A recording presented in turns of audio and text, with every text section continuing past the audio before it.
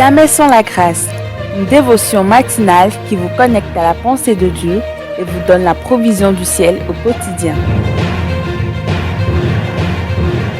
Fidèles auditeurs de Jamais sans la grâce, bienvenue dans votre dévotion de ce matin. Seigneur, parle à nos cœurs, rappelle-nous où nous sommes et où nous nous rendons. Nous te prions au nom de Jésus. Amen.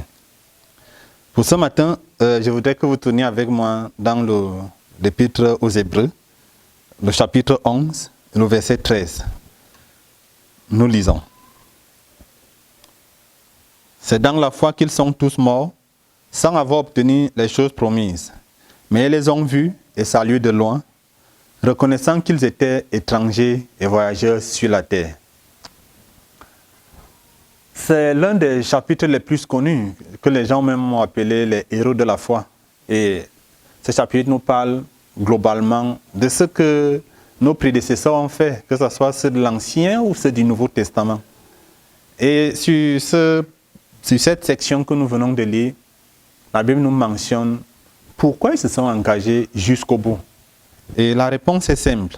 Ils ont reconnu qu'ils étaient étrangers et voyageurs sur la terre. Mon frère, ma soeur et cher internaute, toi qui m'entends et toi qui m'écoutes, tu es étranger et tu es voyageur sur la terre. Ça veut dire qu'un jour ou l'autre, tout ce que tu as ou tout ce que tu comptes posséder ici, un jour ou l'autre tu vas laisser. Ça, c'est un fait de la vie. Et les événements de ces derniers moments nous rappellent encore combien nous sommes de passage. Et sans rentrer dans la polémique, vous avez certainement écouté ce qui se passe en Tunisie actuellement. On a constaté, j'ai constaté que ceux qui rentraient dans ce qu'ils peuvent appeler chez eux n'avaient parfois qu'une ou deux valises. Alors que certains ont investi beaucoup de choses en Tunisie, mais ils ont tout laissé. Au fond, ce n'est pas leur patrie. Et c'est ça donc qui conditionne notre marche chrétienne, notre qualité de vie, nos engagements, nos investissements. Si nous prenons la terre pour acquis dans le sens que c'est notre demeure éternelle, nous avons perdu. Parce qu'un jour ou l'autre, on va laisser.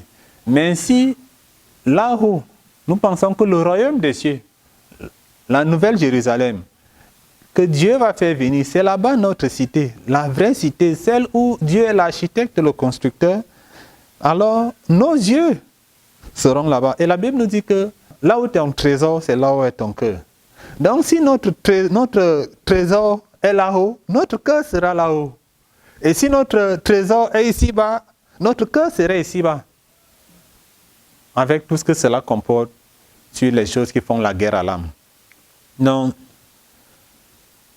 je voudrais humblement en ce jour prier avec vous. Parce que la tentation est forte. Le désir d'accumuler, le désir de se faire un nom.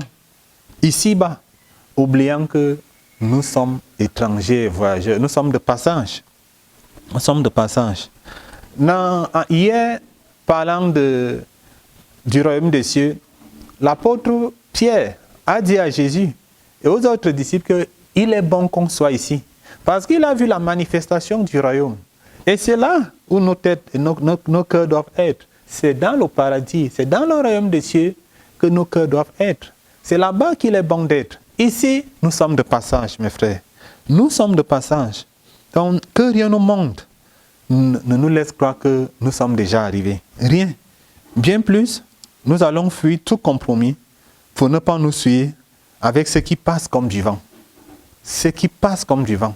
Nous allons éviter tout compromis pour ne pas nous souiller à cause de ce qui passe comme du vent. Ce que les autres appellent souvent la richesse. Si Dieu veut nous donner du bien matériel, il est suffisamment riche et il peut nous donner ça à l'instant. Bonne journée et que Dieu vous bénisse. Si vous avez aimé cette émission, parlez-en à vos amis. Parlez-leur du message de la grâce et de ce qu'il fait dans vos vies. Pour un sujet de prière, une question ou pour devenir partenaire, contactez-nous au 00229 94 75 80 20. Que Dieu vous bénisse et à la prochaine. En attendant, pensez avec Dieu.